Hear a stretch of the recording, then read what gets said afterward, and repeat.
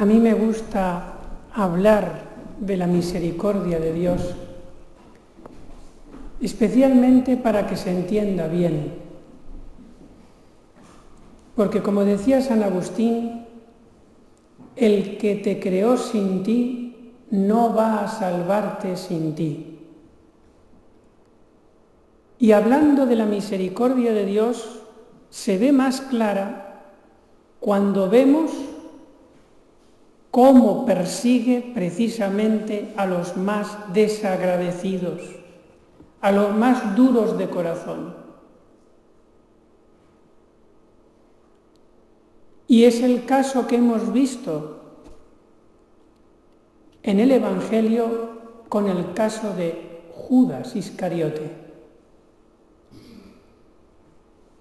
Si Dios tuvo con él tanta misericordia y paciencia en perseguirlo para que se convirtiera, ¿cómo no va a tener misericordia de otros pecadores que son más blandos, más humildes y que no tienen esos grados de corrupción de los que les hablé el otro día? ¿Qué nos dice el Evangelio de Judas? Jesucristo, sabiendo que lo iba a traicionar, lo eligió entre los 12 que iban a estar siempre con él. Es más, sabiendo que era ladrón, lo eligió para que tuviera la bolsa del dinero.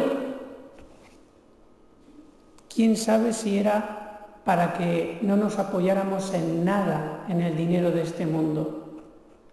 Jesús viviendo de limosna y lo que le daban lo ponía en manos de un ladrón. Y decía San Juan que sacaba.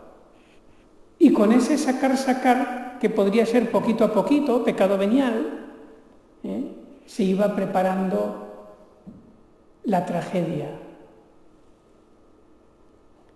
Judas pensaba que Jesucristo había de ser el Mesías político que les iba a librar de los romanos y que después a él le iba a poner un buen puesto en el pueblo. Quería hacer carrera, pero se llevó una gran decepción cuando después del milagro de los panes y los peces, en que todos, miles de personas querían hacerle rey, y ya Judas estaba así,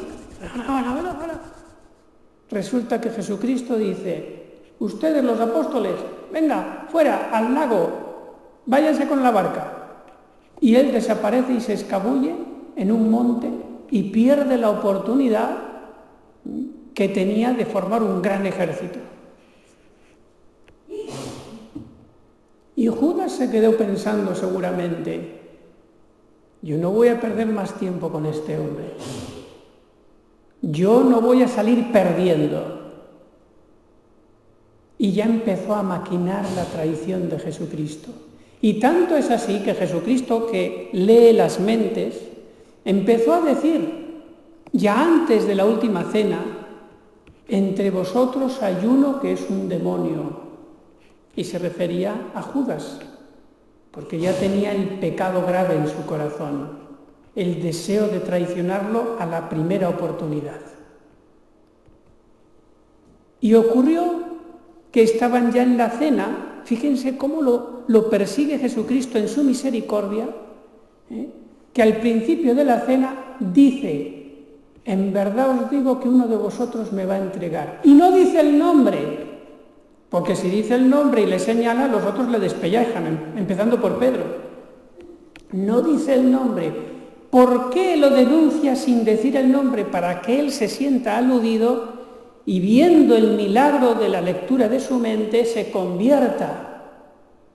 Aunque sea después de la traición, Jesucristo estaba dispuesto a perdonarlo.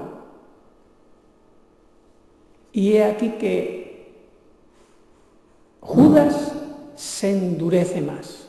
Y Jesucristo lo persigue más con su misericordia, porque estaba viendo en Judas el trofeo más grande de su misericordia en el reino de los cielos.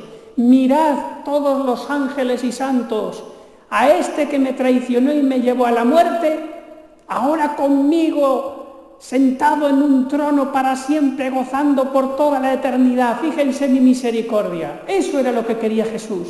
Un enorme trofeo de misericordia con Judas y con todos nosotros los pobres pecadores quiere hacer lo mismo. Mira, este que pecó, este que tan mal me trató en la tierra, por fin me digo que sí, lo conquisté con amor. Pero Judas volvió a endurecerse. Y Jesucristo quiso hacerle un signo de cariño especial. Y Pedro, después de haber escuchado que había un traidor entre ellos, como era de armas tomar, tipo colérico, pero ya había varias veces Jesucristo reprendido a Pedro por su primariedad, viendo que estaba delante Juan, que era, diríamos, el discípulo preferido de Jesucristo, al que nunca reñía, o casi nunca, entonces va y le hace señas Pedro a Juan: oye, tú entérate de quién es, y después me lo dices, yo me encargo. Entonces Juan, que era muy obediente al futuro Papa, se pone el oído en el pecho de Jesucristo y le dice cerca del Sagrado Corazón de Jesús, porque Juan sabía cómo pedirle a Jesús para que no le pudiera decir que no, sabía. Señor, ¿quién es? Pero Jesús era más listo que Juan y que Pedro. Y entonces hace una artimaña para que lo sepa Juan, pero no lo sepa Pedro. Porque claro, Juan no se atrevía a liarse a puños, Pedro sí. Y entonces va y dice Jesús: aquel a quien yo le dé este trozo de pan, ese es. Coge un trozo de pan, lo unta en salsa, y Judas tenía que estar cerca, porque llegó con el brazo a Jesucristo y le hizo ese signo de cariño a Judas, sincero, de ponerle el pan directamente en la boca. Eso entre los judíos era un signo de cariño especial. Y le dijo con este signo Jesús al que le iba a traicionar: te amo. ¿Y saben qué dice después San Juan en su Evangelio? Que después de meterse el pan en la boca de Judas, le entró el demonio, Satanás, y se endureció totalmente más el corazón. Fíjense. Y Jesucristo, todavía persiguiéndolo más, intentando arrebatar esa presa al demonio, engrandeciendo su misericordia, sigue a la caza de Judas y le dice con muchísimo amor, no con ironía, sino con amor: Judas, lo que has de hacer, hazlo pronto. Es como si le dijera: si mis palabras y mis cariños no valen para salvar tu alma, estoy deseando dar mi sangre para que te conviertas y te salves. Lo que has de hacer, traicionarme, hazlo pronto. No es que la mandara a pecar, era una manera de hablar. Estoy deseando dar la vida por ti. Y Judas, dice San Juan, se levantó y se fue. Era de noche. ¿A dónde se fue? A vender a Jesús por 20 monedas, como estaba profetizado. Y resulta que ya estaba Jesucristo en Getsemaní, sudando sangre, los apóstoles dormidos, y empiezan a venir un montón de personas con antorchas para prender a Jesús. ¿Y quién los traía? Judas. Y le dice a la caterva que le seguía: mira, como es de noche, cuidado que no se os escape. Al que yo le bese, ese es, no os equivoquéis. Entonces, cuando llega Judas, Jesucristo ya lo sabía todo y estaba delante, y se acerca delante de los apóstoles y le da un beso.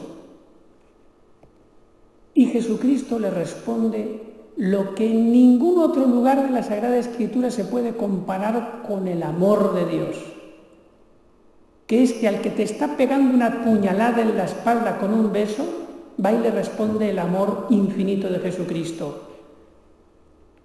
Amigo, le dice: te amo, y no era hipócrita, se lo decía de verdad.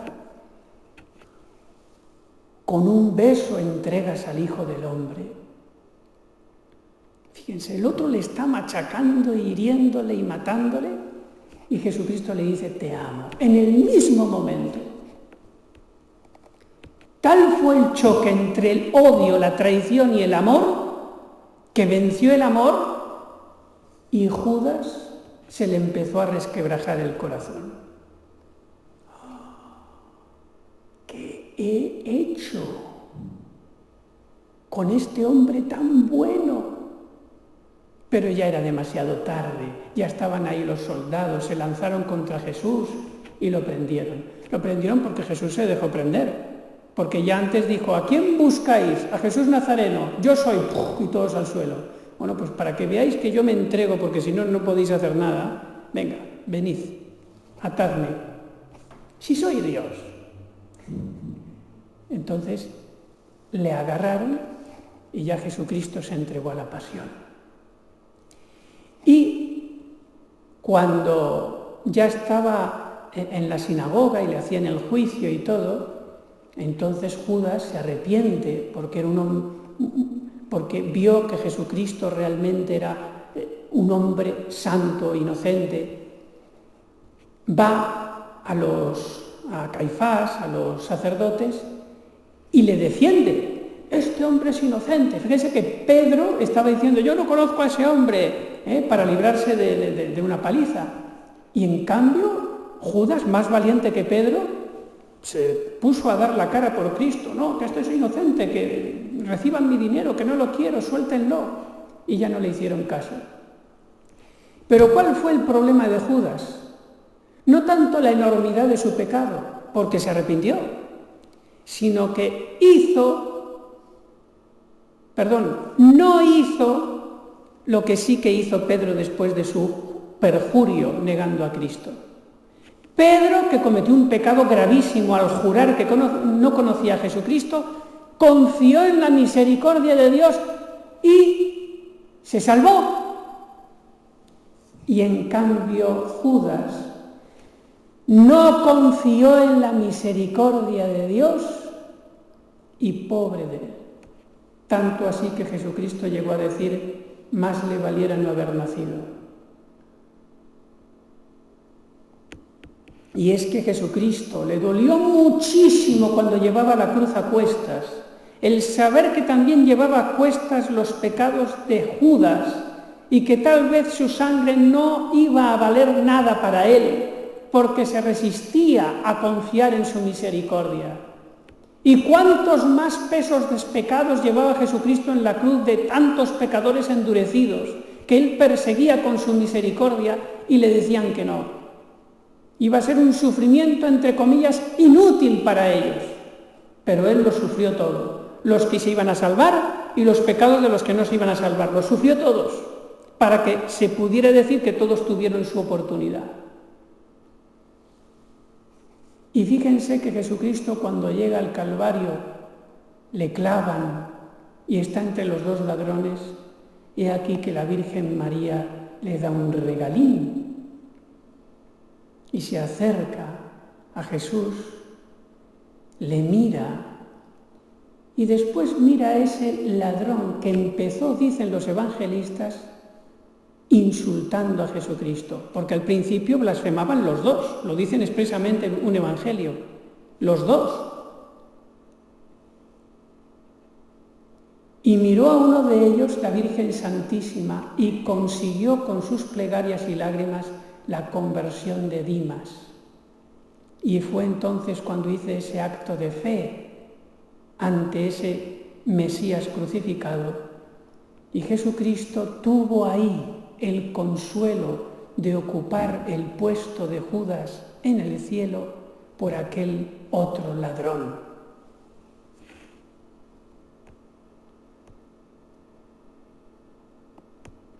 Pidamos a la Santísima Virgen que siga mirando desde el cielo a los pecadores, especialmente a los más endurecidos, para que haya muchos tronos de la misericordia de Dios, de grandes pecadores, que se convirtieron, si cabe, hasta en santos, como el caso de Saulo a Pablo.